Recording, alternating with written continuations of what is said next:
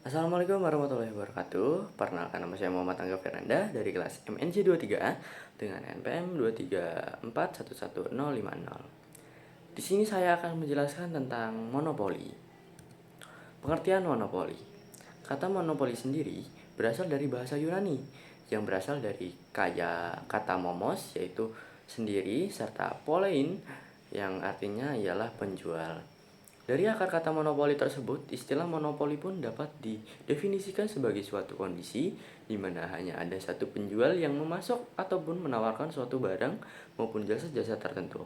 Istilah monopoli juga dapat diartikan sebagai keadaan di mana suatu bisnis dikuasai hanya oleh satu perusahaan atau pasar saja, dan perusahaan atau pasar tersebut tidak memiliki pesaing.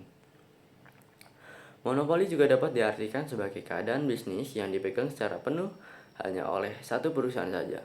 Hal tersebut dapat terjadi karena hanya perusahaan tersebutlah yang memiliki pelayanan yang dibutuhkan oleh banyak orang, sehingga menjadikan perusahaan tersebut tidak memiliki kompetitor lain. Dengan melakukan praktik monopoli, maka perusahaan pun dapat mengambil keuntungan secara maksimal. Penyebab terjadinya tindakan monopoli. Ada beberapa penyebab mengapa tindakan monopoli ini bisa terjadi hingga menyebabkan pesaing tidak sehat antar perusahaan atau pedagang. Yang pertama, monopoli by nature. Penyebab pertama terjadinya monopoli ialah secara alamiah, seperti ketika ada suatu perusahaan yang berlokasi dekat dengan sumber daya yang digunakan.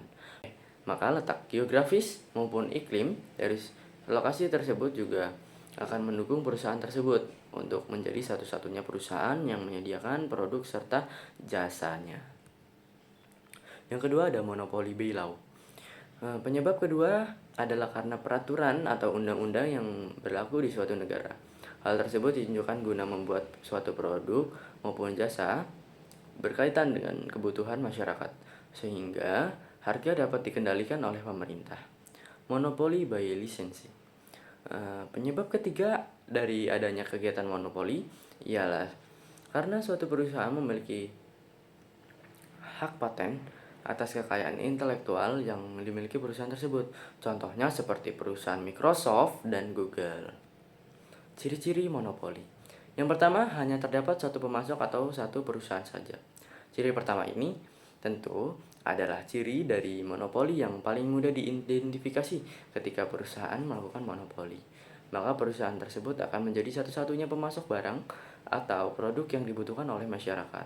Artinya, perusahaan tersebut menguasai sumber daya sepenuhnya sehingga hanya perusahaan tersebut saja yang melakukan pembuat produk atau barang tersebut.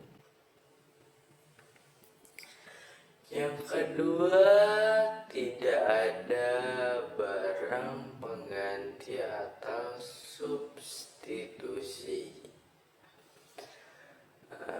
Karena tidak ada pemasok dan perusahaan lain, maka konsumen pun tidak memiliki alternatif barang lain. Ketika suatu barang kosong sehingga tidak ada barang pengganti atau substitusi yang dapat dipilih oleh konsumen. Yang ketiga, ada price maker. Seperti yang telah dijelaskan sebelumnya, bahwa perusahaan yang melakukan kegiatan monopoli mendapatkan keuntungan yang besar dari hasil kewenangan yang mereka miliki, yaitu dapat bebas menentukan harga dari suatu produk dan menentukan harga dengan bebas. Sehingga ciri ketiga dari monopoli ialah price maker atau pembuat harga.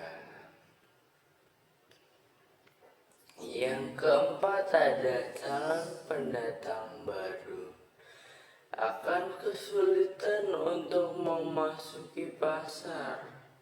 Ciri keempat dari monopoli ialah para pendatang baru yang akan memasuki pasar akan menemui banyak hambatan. Hal tersebut dikarenakan ketiga ciri dari monopoli sebelumnya, yaitu perusahaan dapat bebas menentukan harga produknya, serta konsumen pun telah terbiasa untuk tidak memiliki pilihan kecuali membeli produk atau jasa yang dijual oleh perusahaan tersebut. Yang kelima, sedikit memiliki anggaran iklan. Perusahaan yang melakukan monopoli pada umumnya memiliki anggaran dalam pemasaran dan periklanan yang relatif kecil. Yang keenam, menimbulkan ketidakadilan.